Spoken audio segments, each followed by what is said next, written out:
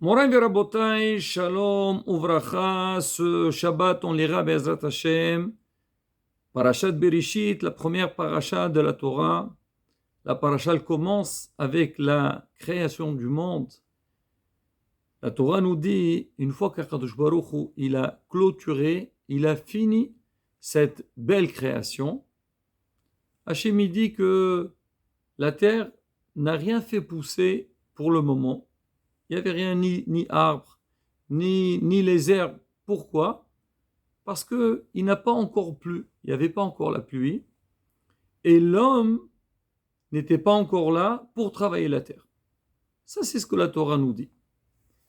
Alors Rashi, sur place, il explique. Il dit, malgré qu'on a vu que le troisième jour, alors c'est marqué à Kadosh Baruch, il a fait pousser, il a créé donc les arbres, tout ce qui poussait de la terre, mais tout a été stagné, rien n'a apparu encore, rien n'a pas encore poussé. Pourquoi? Parce qu'Hachem il a attendu que l'homme y soit créé et que l'homme lui-même, il va prier Hachem qu'il pleuve et à ce moment-là, il peut travailler la terre pour que la terre donne donc sa richesse et sa récolte. Hachamim, ils disent de ce passage-là, on apprend quelque chose de très très important. La première des choses, c'est que Hachem, il voulait que l'homme, il sente que tout ce qu'il y a sur terre, c'est Akadosh Baruch Hu qui le donne. C'est grâce à Hachem. Donc l'homme, il va arriver sur terre, il va voir que les plantes n'ont pas encore poussé, parce qu'on attend la pluie. Pour qu'il y ait la pluie, il faut qu'il prie l'homme. Il demande à Hachem, s'il te plaît, donne-nous la pluie pour qu'on puisse vivre, pour qu'on puisse nous nourrir. Ça, c'est un premier message qu'Hachem il voulait transmettre à l'homme une fois qu'il est sur terre. Et le deuxième message, la force de la prière. Ça veut dire, tout le temps que l'homme n'a pas prié, donc rien ne se passe sur terre. Quelque part, l'homme, il a donc quelque part le volant donc de l'avancement du monde. Et de là, Hachamim, ils apprennent un message très très important, combien on doit apprécier notre tfila. C'est-à-dire, Akadosh Baruch Hu, il nous a donné une arme, il nous a donné un moyen exceptionnel qui peut tout changer, qui s'appelle la tfila, qui s'appelle la prière. Quand tu pries, tu peux changer le monde. C'est entre tes mains, l'homme, même toi tout petit, mais Hachem, il a voulu te montrer, que tu comprennes que tu as un grand potentiel.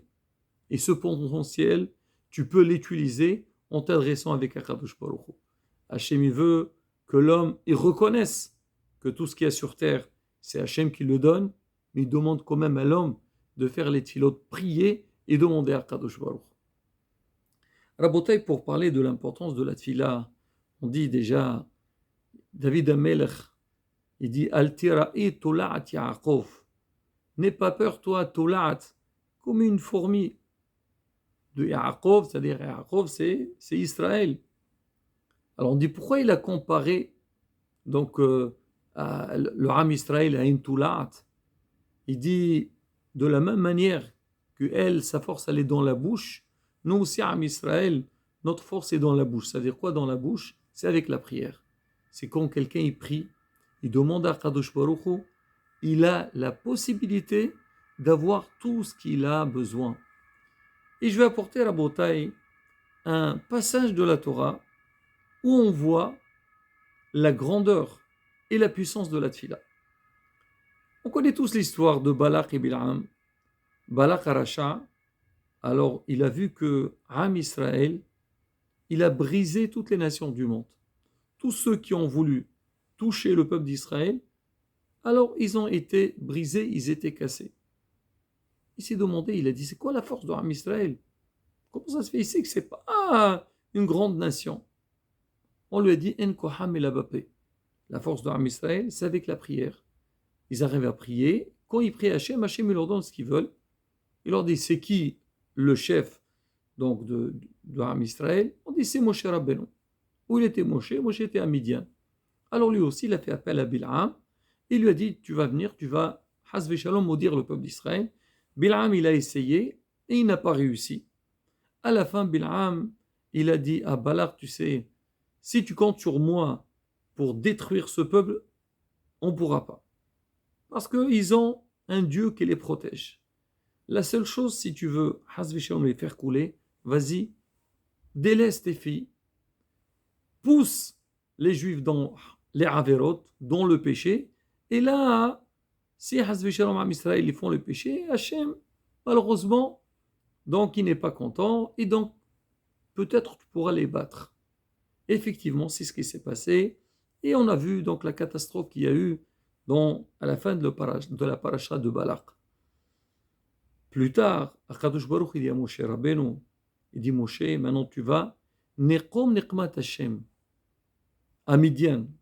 Ce qu'ils ont fait Midian, donc moi ça m'a énormément touché, ça m'a énormément dérangé, et je te demande d'aller et te venger la vengeance d'Hachem.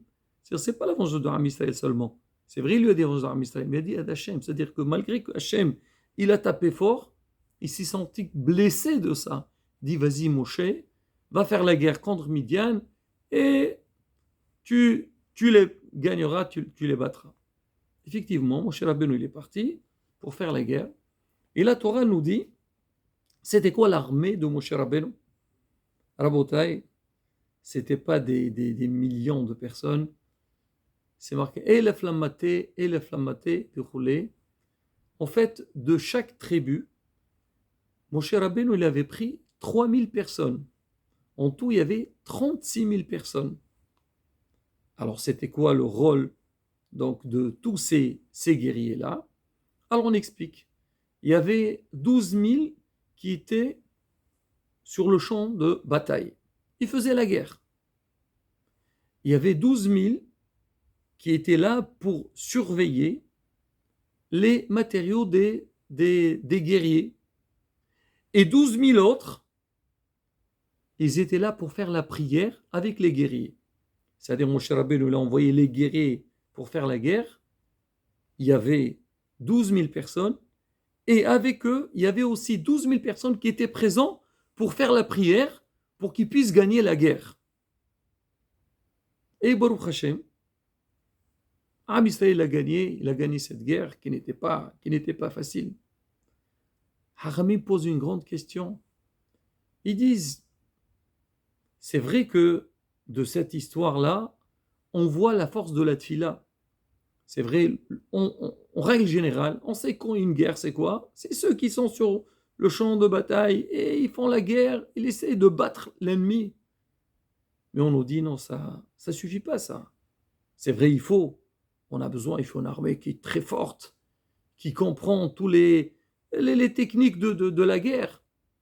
Mais il faut savoir, pour réussir, pour vaincre, on a besoin des personnes qui font les prières, qui prient, parce qu'à travers les tfilotes qu'ils vont faire, à travers les prières, Hachem il va aider ces guerriers et ils vont pouvoir faire leur mission et réussir Be'ezrat Hachem. Mais ce que Hachamim demande, ils n'arrivent pas à comprendre. Pourquoi on avait besoin de les envoyer sur le champ de bataille? On aurait pu les laisser donc là où ils sont. Et de là-bas, ils font les prières pour que Hachem, il aide tous ces guerriers-là. Pourquoi Bémet, on a tenu qu'ils partent avec eux sur place, donc contre l'ennemi?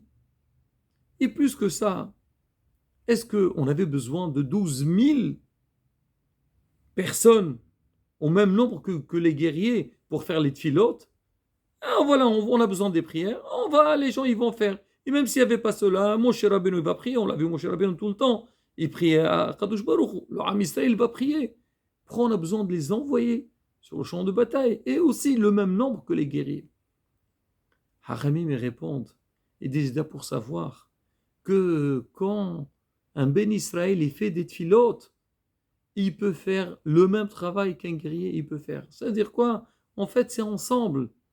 Un, il est sur le terrain, l'autre, il prie, il demande à Hachem pour que, Bezrat Hachem, donc ce guerrier, il pourra vaincre, il pourra réussir dans sa mission. Et c'est pas seulement ça.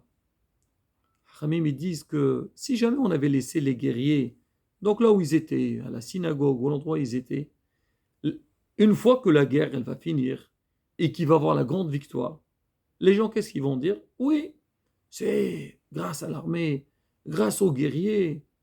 Et donc ils vont dire non, les tfilotes, c'était rien les tfilotes. Mais qu'est-ce qu'il y a? Ça va pas? Non, s'il n'y avait pas cela, on n'aurait rien fait. Je veux dire non, c'est vrai. Certes que les guerriers, ils ont fait un travail phénoménal, un grand travail. Ils ont une grande sayata shmaya. Mais il faut savoir le fait que les gens qui ont prié étaient avec eux. C'est ça qui leur a donné toute cette force et que Baruch Hashem, ils ont eu donc la Yeshua d'Akadosh Baruch. Et bien, Maître Rabotai, ça c'est une leçon pour nous, l'Am Israël. Combien on doit nous investir dans les tfilotes, combien on doit nous investir dans la tfila. À travers la tfila, on peut tout avoir, Rabotai. C'est vrai, beaucoup de fois, on voit des choses qui sont un peu bizarres, on n'arrive pas à les comprendre, sont très difficiles, mais malgré tout, Akash Baruch, il nous dit, vous avez tous les moyens pour réussir. C'est quoi? Tfilateno, les tfilotes. Grâce aux tfilotes, on peut débloquer tous les problèmes, briser toutes les murs qui peuvent être un obstacle pour nous. Et bien, qu'on se renforce. On a les Mounachlema, que Akadosh Baruch Hu, c'est lui le patron du monde, que tout ce qui se passe, c'est entre les mains d'Akadosh Baruch Hu. Vadaï, Vadaï, Akadosh Baruch Hu, il nous aidera, Bezrat Hashem, d'avoir tout ce qu'on a besoin.